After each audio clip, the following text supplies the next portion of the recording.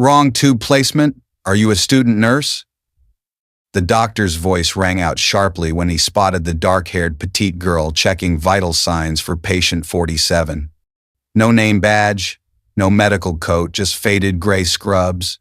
But oh, every movement she made was perfect, right to the precise beat. Until the head surgeon stopped completely, looked at the monitor display, then whispered quietly, "Wait, who exactly trained her to do that?" The entire operating room fell silent. Who was she really? Can you imagine the tension in that moment? Her name was Elena Markovich, 32 years old, of Balkan descent, with dark brown hair always pulled back in a tight, practical bun. Her small frame moved with deliberate silence through the hospital corridors. How mysterious she seemed. She always wore a surgical mask that concealed most of her features. Elena worked night shifts in the emergency department at Fort Pierce Military Hospital. She wasn't a doctor. She didn't hold any current medical certification that appeared in official records. Her job description read simply, "Technical support in emergency environments." During critical emergency cases, Elena's duties were supposed to be basic sterilize equipment, organize bandages, replace IV fluid bags, support work that required no medical expertise at all. The medical team didn't think she was particularly skilled. Some of the younger nurses had even given her a cruel nickname, Equipment Robot. But nobody noticed something important, something truly astonishing. Whenever Elena stepped near the vital signs monitors, the readings always stabilized. Heart rhythms that had been erratic would smooth out. Blood pressure measurements that had been inconsistent would suddenly show clear, reliable patterns. Isn't that incredible? She never argued when doctors criticized her work, never defended herself when nurses made jokes. She just bowed her head and continued with her tasks, humble as ever. That night, during an emergency surgery for a paratrooper with pelvic fractures and fluid buildup in his lungs, Elena was assigned to monitor maintenance, a position nobody considered important. One of the attending nurses criticized her setup. "You've connected the monitoring leads incorrectly." But immediately afterward, the heart rhythm on the display screen stabilized in an unusual way, even though the patient's condition remained critical. Wow, what a turnaround. The head surgeon, Colonel George Danton, looked up from his work. Who adjusted the vital sign system? The small woman didn't speak. She just stood quietly, her eyes focused on the ventilator settings. But Colonel Danton had been practicing military medicine for 23 years. He'd worked in field hospitals where the difference between life and death often came down to someone knowing exactly how to read equipment that was failing under impossible conditions.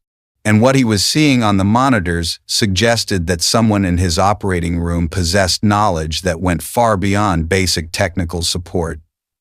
Can you feel the suspense building? The patient's vital signs weren't just stable, they were optimized.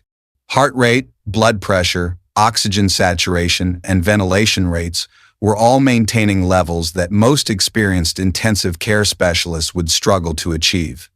But the person responsible was standing quietly in the corner, wearing faded scrubs and no identification badge. Elena had learned to remain invisible during her previous career.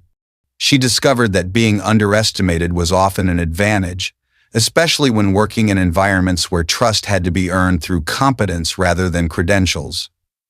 Oh, how wise that was! She'd also learned that sometimes the most important medical interventions were the ones that nobody noticed. Small adjustments that prevented crises, subtle modifications that kept patients stable during procedures that pushed their bodies to the limit. These were skills that couldn't be taught in medical school because they required experience with situations that medical schools never simulated.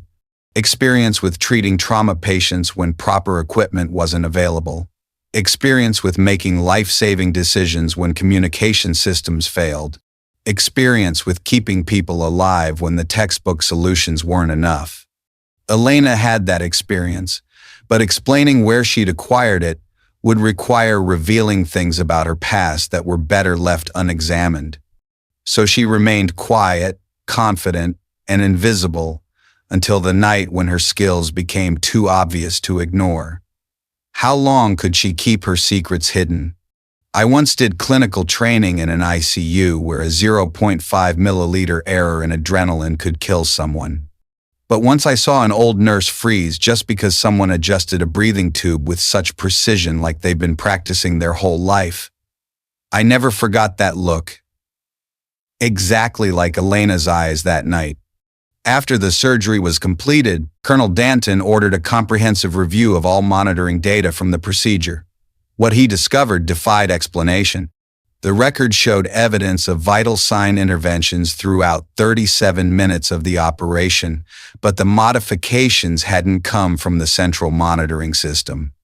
They'd been made using auxiliary equipment near the operating table, equipment that most of the medical staff didn't even know how to operate.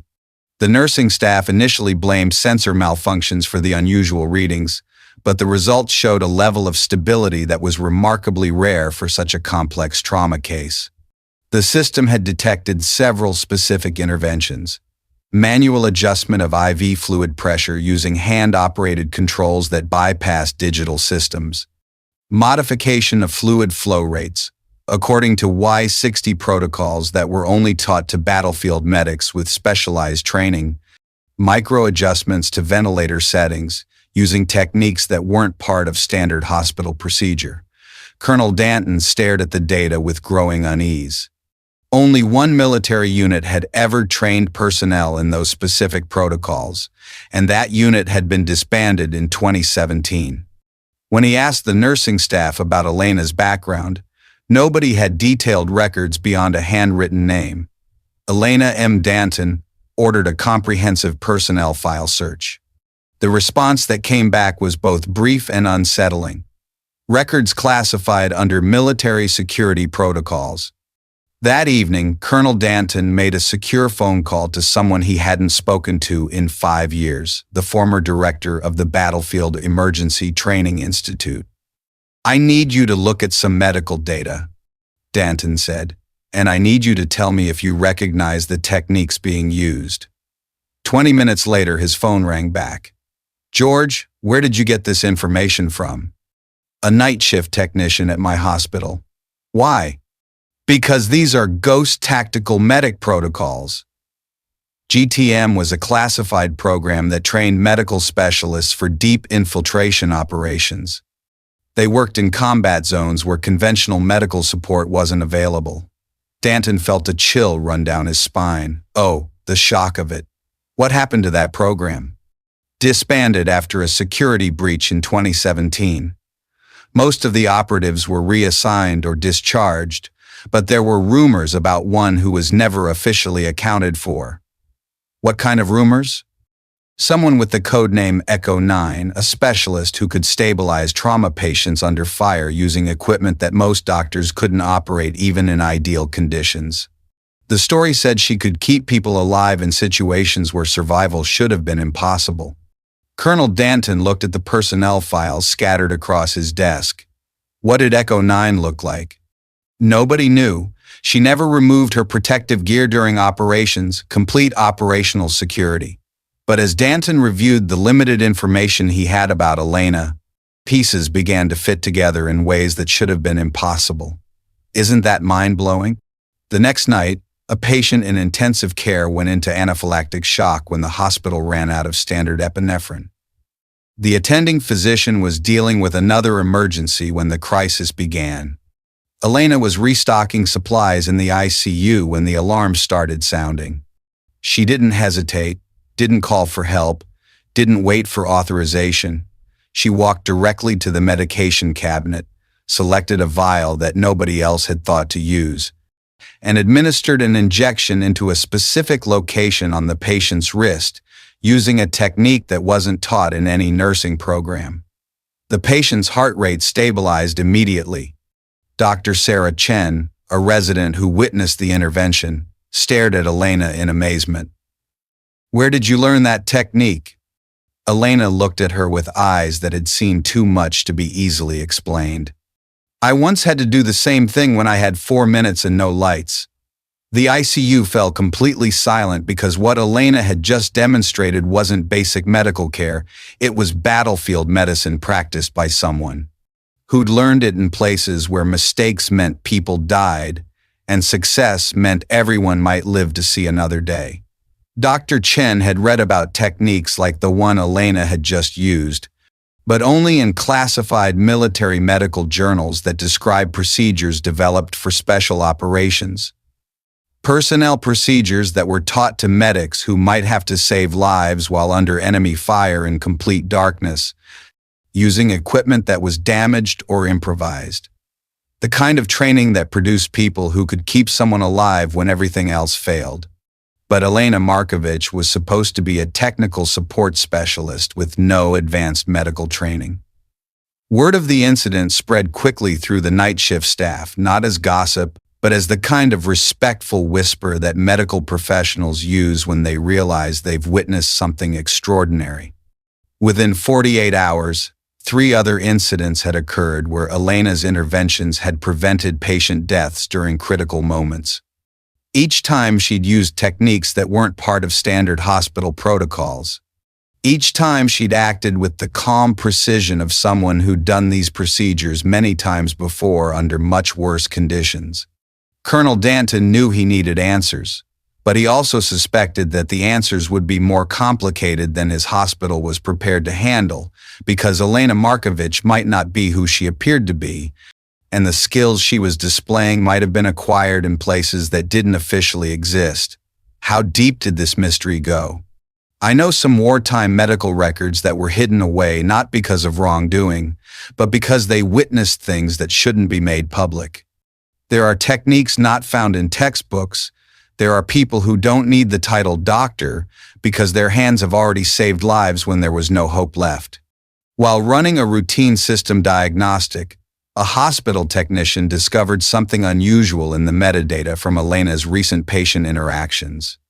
Embedded in the digital records was an alphanumeric code, GTC 0099. The code meant nothing to the technician, but it triggered security protocols that immediately flagged the discovery for administrative review. Colonel Danton canceled all his scheduled meetings and made another secure phone call to his contact at the former Battlefield Emergency Training Institute. The response was immediate and shocking. That designation belonged to the Ghost Tactical Medic Program. GTM 0099 was the operational code for Echo 9. Tell me everything you know about Echo 9. She was a legend among special operations medical personnel, the only medic who could maintain patient stability during active combat without any external support. She once kept a wounded commander alive for 6 hours while surrounded by enemy forces, using nothing but field supplies and improvised equipment. Can you even fathom the courage that took? Colonel Danton stared at the code displayed on his computer screen, his mind racing. What happened to her after the Chechnya border incident in 2017? The entire Ghost Tactical Medic program was disbanded. Most operatives were reassigned to conventional medical roles, but Echo 9 was never officially processed. Why not? Because she'd never revealed her identity even to her commanding officers. Complete operational security meant nobody knew her real name, her background, or even what she looked like without protective gear. How secretive and intense that must have been. The implications hit Colonel Danton like a physical blow. Elena Markovich might be Echo 9, one of the most skilled battlefield medics in military history, now working night shifts at his hospital under an assumed identity. But he needed confirmation. Oh, the anticipation. That evening, Colonel Danton waited until Elena's shift began, then approached her directly. "I need to ask you something," he said quietly. "Have you ever heard of Ghost Tactical Medic designation GTM 0099? Elena's entire body went still for just a moment. The carefully maintained mask of anonymity slipped, revealing something underneath that confirmed his suspicions. "I'm not sure what you're referring to," she said carefully. But Colonel Danton had been reading people's responses to difficult questions for decades. Elena's reaction told him everything he needed to know. Echo 9, he said simply. Elena looked at him for a long moment, then nodded slightly. That designation was retired in 2017, but the person who held it wasn't. The person who held it learned that some kinds of service are better performed without official recognition. How profound and selfless. Over the following hour, Elena revealed parts of her story that explained everything the hospital staff had witnessed. She'd been recruited for the Ghost Tactical Medic program because of her ability to remain calm under extreme pressure and her intuitive understanding of how human physiology responds to trauma. For 3 years, she'd operated in combat zones where traditional medical support was impossible. Imagine the sheer grit required. She'd treated wounded soldiers while under direct fire. She performed complex medical procedures in complete darkness. She kept people alive using equipment that was damaged, improvised, or completely inadequate for the situation she faced. I once performed emergency surgery using a knife sterilized with vodka and sutures made from parachute cord, she told Colonel Danton. The patient survived because I'd learned to work with whatever was available. Wow, what resourcefulness in the face of danger. Her specialty had been rapid stabilization of trauma patients during extraction operations. When Special Forces teams were wounded behind enemy lines, Echo 9 was the person who kept them alive until they could reach proper medical facilities. But the program had ended when their operational security was compromised. Several team members were captured or killed. Echo 9 had been in the field when the disbandment order came through. Instead of reporting for reassignment, she'd simply disappeared. Why didn't you return to regular military service? Colonel Danton asked. Because I'd seen what happens when medical personnel become targets. When the enemy knows who you are, they hunt you specifically. I decided that I could serve more effectively by becoming invisible. For the past 8 years, Elena had worked in civilian hospitals under various identities, always in support roles that kept her skills hidden while allowing her to help patients who needed more than standard medical care could provide. I don't treat people for recognition, she explained. I treat them because they need someone who knows how to help when the textbook solutions aren't enough. Colonel Danton made a decision that would change how his hospital operated. I want to offer you a position as a consulting specialist, full medical privileges, access to advanced equipment, recognition for the skills you've been hiding.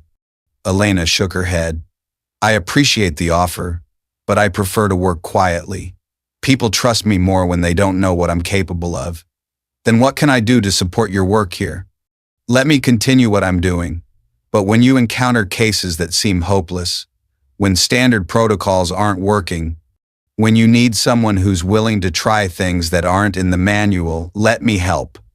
It was an arrangement that would save more lives than either of them realized how transformative and life-affirming. Within weeks, Elena had become the person that other medical staff consulted when facing impossible cases, not officially, not through formal channels, but through the kind of informal network that develops among professionals who recognize genuine expertise. She remained a technical support specialist in the official records, but she became something much more important to the people who worked with her, the person who knew what to do when everything else failed. The hospital survival rates improved dramatically. Patient outcomes exceeded statistical predictions. Medical complications decreased across all departments. But most importantly, the medical staff began to understand that healing sometimes requires more than textbook knowledge. Sometimes it requires experience that can't be taught in medical school. Sometimes it requires someone who's learned to save lives when saving lives shouldn't be possible. Isn't that the true essence of heroism? Elena Markovich had become that person, not through formal training or official recognition, but through years of refusing to let people die when she might be able to prevent it. Type GTM 0099. If you believe some healers don't need diplomas on the wall, they just need steady hands and the knowledge that someone's life depends on getting it right. Colonel Danton called Elena into his office the next morning. His first question was direct. Were you ever officially designated as Echo 9? Elena looked at him for several seconds, then shook her head. Echo 9 was a code name, not a person. But when Colonel Danton placed a faded military patch on his desk, one bearing the designation GTC-0099, Elena's expression changed. She reached out and touched the patch gently, then smiled for the first time since he'd known her. This patch was once sewn onto my sleeve. The confirmation was quiet but definitive. Elena Markovich was indeed the legendary Echo 9, the ghost tactical medic who'd saved lives in situations where survival should have been impossible. But Elena didn't ask for her rank back, didn't request official recognition, or demand acknowledgement of her previous service. She made only one request: to continue working night shifts where there were fewer people, less noise, and just machines and fragile lives that needed someone who understood both how poignant and dedicated. From that day forward, all internal hospital records showed a small notation next to Elena Markovich's name: Authorized Tactical Support Specialist, Clearance 4/5 Medical Field Operations. But to the outside world, she remained just a small woman in faded scrubs who wore a surgical mask and cleaned equipment. The change was subtle but significant when difficult cases arose, when standard protocols weren't working, when patients seemed beyond help. The medical staff began quietly consulting Elena, not through official channels or formal requests, but through the kind of respectful communication that develops between professionals who recognize genuine expertise. Elena, could you take a look at this patient's vitals? Elena, we're having trouble with the ventilator settings. What do you think? Elena, the medication isn't working the way it should.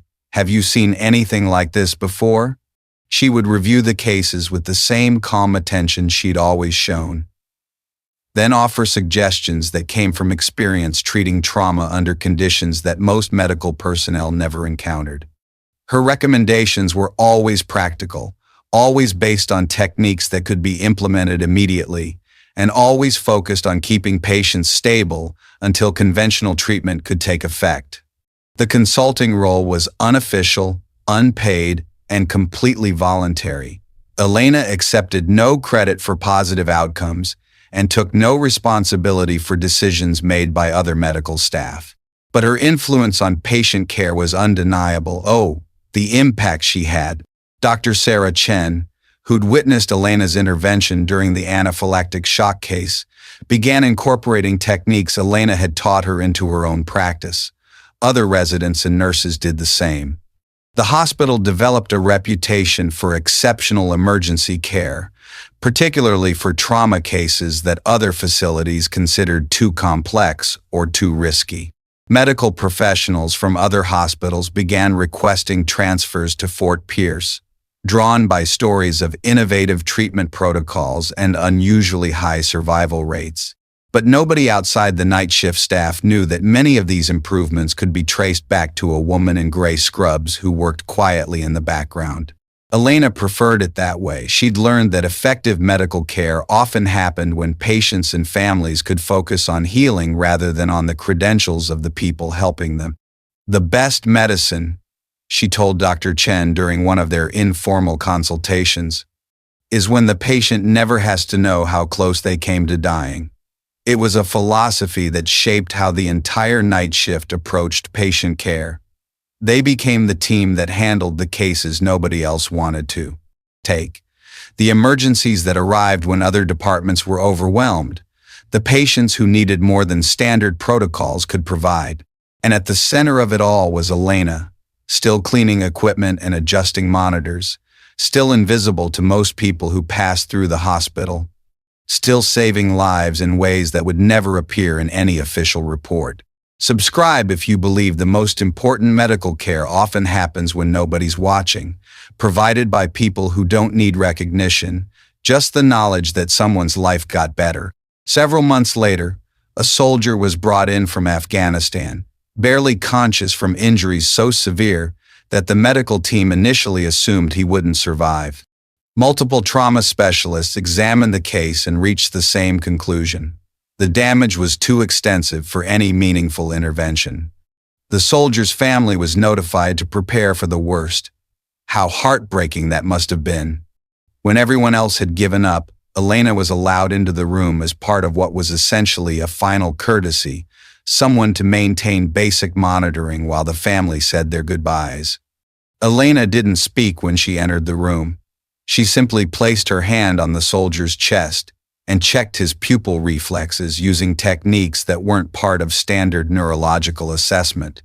Then she took a pen and wrote on the plastic bed chart, 0.3-second pulse delay, reflex window still open. 15 minutes later, the soldier moved his fingers. It was the first voluntary movement he'd shown since arriving at the hospital, a sign that neurological function was more intact than anyone had realized. Elena immediately called for Dr. Chen, who began a more comprehensive neurological evaluation based on Elena's observations. Over the following hours, it became clear that the soldier's condition, while still critical, was not as hopeless as initially assessed. With proper treatment guided by Elena's insights, he had a chance of meaningful recovery. Nobody knew exactly what to call what Elena had done. The techniques she'd used weren't taught in medical school, weren't described in standard textbooks, weren't part of any official protocol. But they worked miraculously. The next morning, Colonel Danton addressed the entire medical staff. From now on, Elena's vital signs assessment techniques will be incorporated into our training curriculum. I don't need to know where she learned them. I just know we're fortunate to have access to her knowledge. Elena said nothing during the announcement. She simply nodded acknowledgement, then returned to her regular duties, replacing IV bags, adjusting ventilator tubing, maintaining the equipment that kept patients alive. But everyone understood that they were witnessing something remarkable, a person whose skills had been developed in places where conventional medicine couldn't reach, now using those skills to help people in ways that would never be publicly recognized. How inspiring! The soldier from Afghanistan made a full recovery. He never learned the name of the woman who'd identified the signs of neurological function that everyone else had missed. But he lived because someone with the right training had been in the right place at the right time, ready to see what others couldn't see. Elena continued working night shifts at Fort Pierce Military Hospital, still anonymous, still unofficial, still invisible to most people who encountered her. But to the medical staff who worked alongside her, she'd become something irreplaceable. The person who remained calm when everyone else panicked, who saw possibilities when others saw only hopeless cases, who possessed knowledge that couldn't be learned from textbooks. The person who proved that sometimes the most important medical care is provided by people who don't need their names on diplomas. They just need steady hands and the understanding that someone's life depends on getting it right. Subscribe if you believe the most skilled healers often work without recognition. They just know what to do when someone needs help and everyone else has run out of options. Leave a comment and don't forget to subscribe to The Veteran Story. We tell the stories that should never be forgotten. Real people are creating and telling stories, not mass-produced AI.